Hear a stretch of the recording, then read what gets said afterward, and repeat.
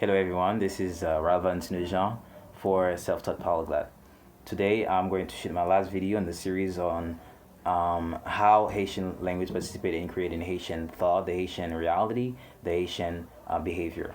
Now I'm going to lay out two examples on how Haitian language participated in creating the Haitian reality. The next two examples that I'm going to add, the first one is sex. Sex in Haiti can be translated when you're having sex with someone, especially men talking about having sex with a woman in an unofficial relationship.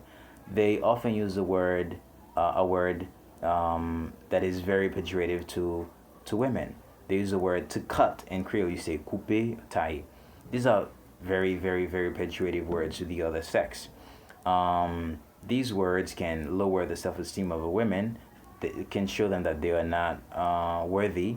They are not capable of doing a lot of things. The next concept that is very important to understand the Haitian mindset is the concept of white.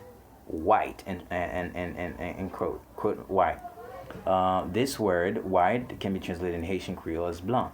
You know, generally in the Western civilization, white is a symbol of purity, goodness, whereas black is a symbol of evil.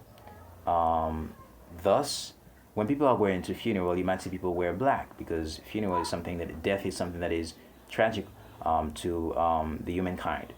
So in Haiti, the word black and the word white can sometimes have this literal meaning. It can have this literal meaning.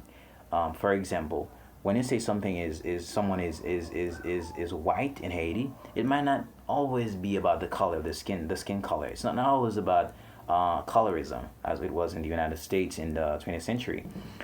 It might be good, might mean something that is good, the goodness of something or someone, or the beauty of someone. Okay? Okay? So when you say someone is white, you might say someone is beautiful, you might say someone is good, especially the men, or especially the women, especially people in general. Another complex that is that happens with this phenomenon of white and black, people are whitening their skin color. People that are black or that are black like I am, they're trying to change their color. This happened not only in Haiti, but in a lot of country where slavery was in vogue, right? Because slavery is what brings racism. Okay, so people trying to change their skin color to be white in order to be good, to be beautiful. Okay, I don't know, this is not a norm in Haiti. It's not a norm. I don't think someone is telling you, okay, an ad on television will tell you that you have to be white, but it's a practice. Okay, it's a practice that everyone is doing. Almost everyone is doing, because a lot of people, they hate it, but they are doing it secretly. They're furtively doing it.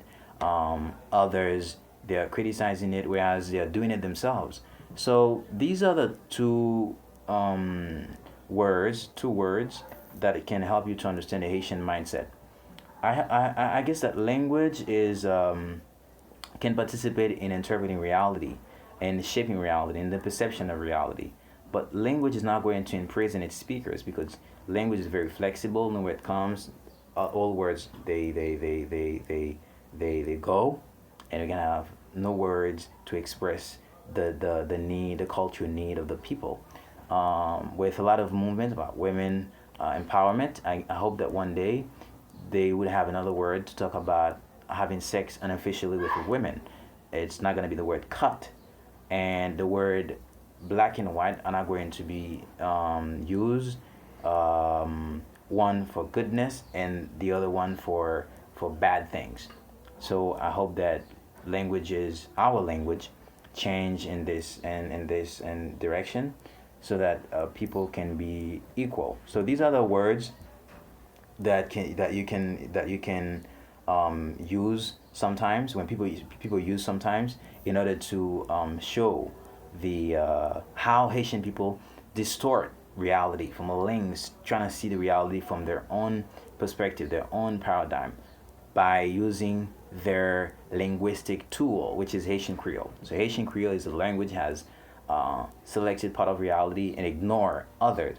part of reality. So I hope that was very helpful to you when it comes to understanding Haitian Creole. So this channel is Self-Taught Polyglot. I'm going to upload a lot of content about language learning, philosophy of languages, linguistics, and super linguistic things.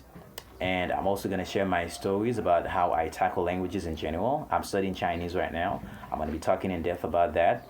And I hope you subscribe to the channel, Self-Taught Polyglot, and you'll be click to the notification bell so that you don't miss any video. So I upload new videos every single week. So stay tuned. Thank you.